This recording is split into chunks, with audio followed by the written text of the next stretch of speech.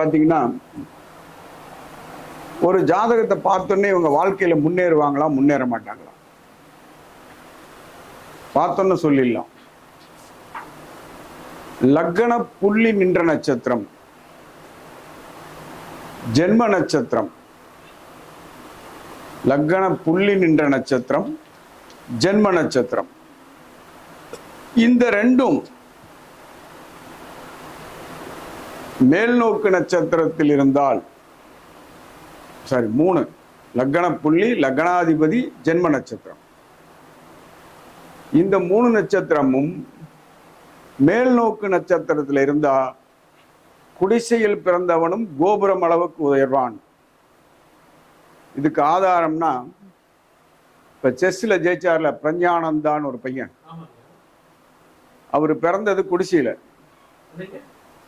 பிறந்தவர். அவர் இன்னைக்கு அவர் லெவலே வேற, இன்டர்நேஷனல் லெவல்ல ஃபேமஸா இருக்கிறார். இதுக்கு காரணம் அவரோட 3 நட்சத்திரங்களும், ஜென்ம நட்சத்திரம், லக்னாதிபதி நின்ற நட்சத்திரம், லக்ன புள்ளி நின்ற நட்சத்திரம், 3மே மேல்நோக்கு நட்சத்திரத்தில் இருக்கிறதா காரணம்.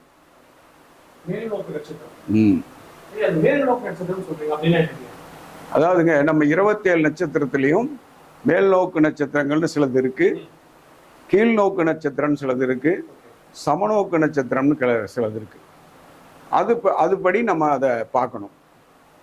அது பார்த்தீங்கன்னா அதே மாதிரி இந்த 3 நட்சத்திரம் கீழ்நோக்கு நட்சத்திரத்துல இருந்து பிறந்துட்டாங்க, அவன் எவ்வளவு பெரிய கோடீஸ்வரனா இருந்தாலும் கீழே வந்துடுவான் குடிசைக்கு. இது நீங்க கண்டிப்பா கவனிக்கணும். ஜாதகத்தை பார்த்தோன்னா பலன் சொல்றதுக்கு இதெல்லாம் ஒரு சில முறைகள். அதே மாதிரி நீங்க இந்த சூரியன், சுக்கிரன், புதன் 3 பேரும் முக்கூட்டு கிரகம்னு சொல்றோம்.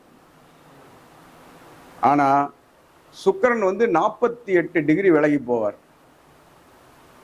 இதுல ஒரு பெரிய சூட்சமம் என்ன அப்படின்னா, 44 டிகிரி சூரியனுக்கும் சுக்கிரனுக்கும் நடுவுல வித்தியாசம் இருந்து, நடுவில் வேற எந்த கிரகமும் இருக்கக்கூடாது, டைரக்டா விலகணும். 44 டிகிரிக்கு மேல போச்சுன்னா இந்த ஜாதகருக்கு திருமணம் இல்லை, 100% சொல்லலாம், சன்னியாசி ஜாதகம்னே சொல்லலாம்.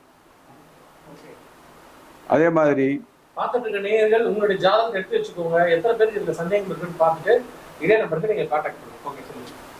அதே மாதிரி 35 டிகிரி விலகி இருந்ததுன்னா 35 வயசு தான் கல்யாணமே, அதுக்கு மேலதான் கல்யாணம் ஆகும், 34, 35 தான் கல்யாணம் ஆகும். அதே 38 டிகிரிக்கு மேல விலகுச்சுன்னா அவங்களுக்கு 2ஆம் தாரமா தான் பெண் அமையும், ஒரு கன்னி பெண் அமைய மாட்டார். இதையும் பார்க்கணும். திருமணம் ஆகிறப்ப அவங்களுக்கு என்ன வயசு, எண்ணத்தில் நிற்குது கிரகம், சூரியன் சுக்கிரனுக்கு என்ன டிகிரி வித்தியாசம், இவருக்கு எந்த மாதிரி பொண்ணு பார்த்தா செட் ஆகும் அப்படிங்கிறத இதை வச்சே சொல்லலாம். அதையும் கவனிச்சு பாருங்க. ஆனா இந்த 2 கிரகத்துக்கு நடுவுல வேற ஏதாவது கிரகம் வந்துருச்சுன்னா இது விதிவிலக்காயிடும், இந்த விதி வேலை செய்யாது.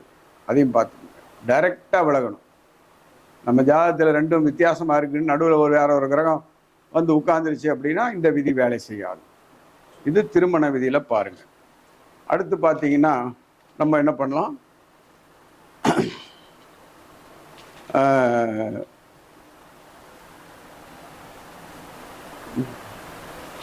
அதாவது நான் எல்லாரும் சொல்லக்கூடிய கிரக சேர்க்கையை சொல்ல வேணாங்கிறதுக்காக வேண்டி நான் வேற சொல்லிட்டு இருக்கேன்.